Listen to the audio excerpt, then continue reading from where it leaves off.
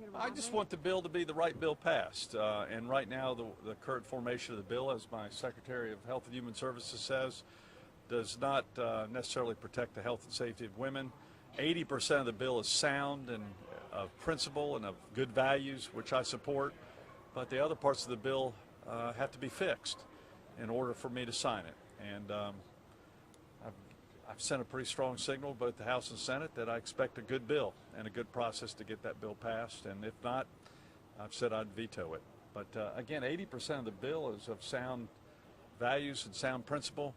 But we've expressed our opinion on the other 20% that haven't been well thought out and need further clarification and review. And my administration will hopefully play a role in a viable bill that can be signed in the future. And in the meantime, I'm going to get back to working on the economy and jobs, like I'm doing today in Wilson. And yeah, that's always been your focus from the beginning. My focus, 90% of my focus as governor for my first 6 months has been on the economy, government efficiency, and education.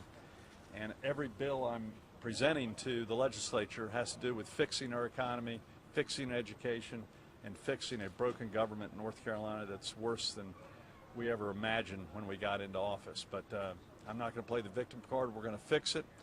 And regarding these other bills, I hope they fix these other bills so I can move on to other issues like the economy, because that's where I plan to focus my time and efforts. And Governor, just one quick question. Do you have any comment about how it was kind of quickly moved? Oh, I've stated my comment on that. One of my promises as governor was to change the culture of the way we do government in Raleigh. And when I see whether Republicans or Democrats are not following the new culture that I promised, I will call them out. It's not personal, it's just the way we ought to be doing business. I criticized the Democrats when they didn't do it right, and I'll criticize my good friends. But I think in the long run we'll do a better job and we'll fix it. And sometimes I gotta call them out on it, and that's exactly what I did today. But I continue to find a viable solution, not only this issue, but tax reform, our budget, and we need to get the Commerce Bill passed as soon as possible. Then I can get the legislature to go home, and we can start traveling the state and helping rebuild this economy of North Carolina. Thank you very much. Thank you so much. Take care. Thank you, Dan.